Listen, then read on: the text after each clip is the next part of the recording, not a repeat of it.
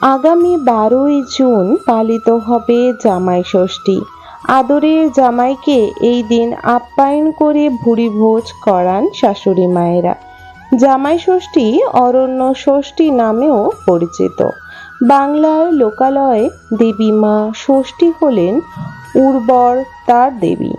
তার আশীর্বাদে দম্পতির কোলে আলো করে সন্তান আসে।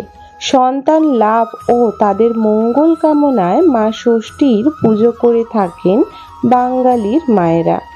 জ্যৈষ্ঠ মাসে শুক্লাপক্ষে ষষ্ঠী তিথিতেই জামাই ষষ্ঠী পালন করা হয়। প্রচলিত ধারণা অনুসারে মধ্যযুগে মঙ্গল কাব্য রচনার সময়কাল থেকেই বাংলায় জামাই ষষ্ঠী পালিত রীতি প্রচলিত হয়েছে। জামাই যদি বিশেষ করে এই দিন শাশুড়ি মায়ের আশীর্বাদ প্রাপ্ত পান তাহলে এটি খুবই মঙ্গলময় বলে মানা যায়। জামাই ষষ্ঠী কেন পালিত হয় সেটি জেনে নেব। জামাই ষষ্ঠী পালিত হতো এই কারণেই বলা রয়েছে বা কথিত আছে, আগেকার দিনে কন্যা পুত্রবতী না হওয়া পর্যন্ত মেয়ের বাবা মা কন্যার শ্বশুর ঘরে পা রাখতেন না। তখনকার দিনে অল্প বয়সে বিয়ে হওয়ার অনেক সময় সন্তান ধারণের সমস্যা দেখা দিত। বিবাহে মেয়েদেরকে কাছে পেতেই জামাই ষষ্ঠীর রীতি চালু হয় বলেই প্রচলিত বিশ্বাস।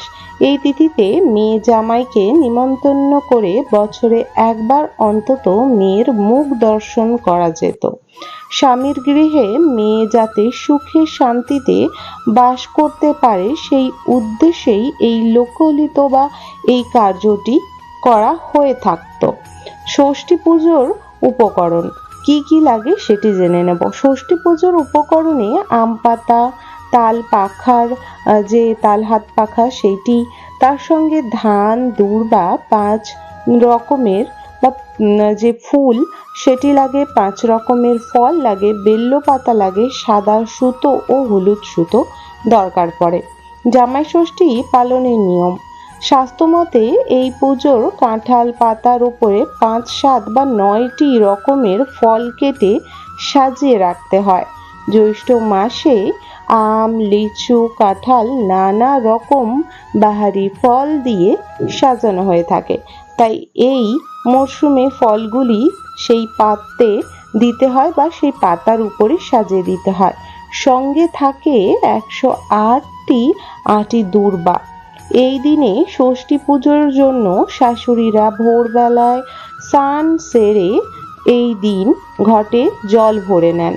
তারপর ঘটের উপরে আম পাতা রাখেন। সঙ্গে থাকে তাল পাখার পাখা। তার সঙ্গে তাল পাতার পাখার সাথে একটি সুতো হলুদ রঙে, মানে সাদা সুতো হলুদ রঙে অনেকে রাঙিয়ে নেয়, অনেকে হলুদ সুতোই নেয়।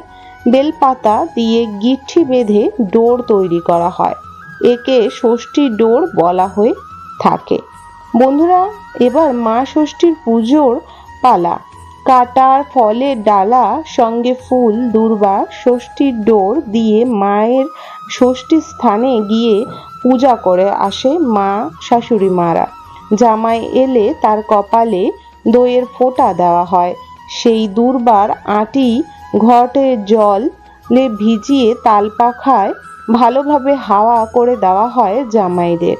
জামাইদের সঙ্গে মেয়েকেও ষষ্ঠীর বাতাস দেওয়া হয়ে থাকে।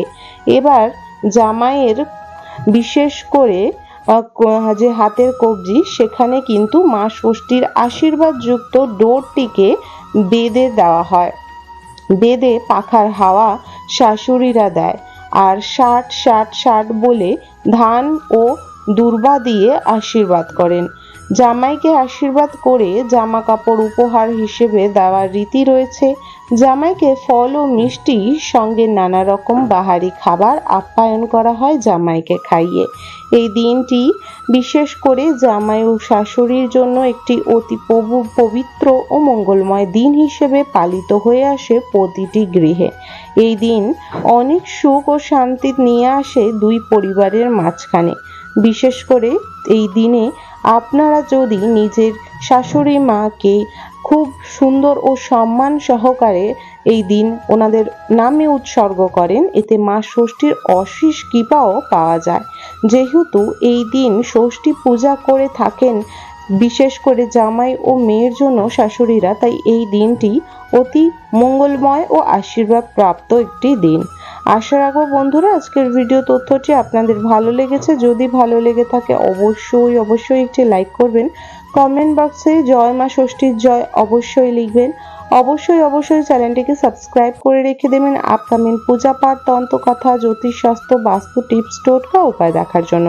সকলে ভালো থাকবেন। মা ষষ্ঠীর আশীর্বাদে সবার ঘরে সুখ শান্তি সমৃদ্ধি বজায় থাকুক। সবাই হাসি খুশি ও সুস্থ সবল জীবনযাপন কাটাক। হরে কৃষ্ণ, রাধে রাধে,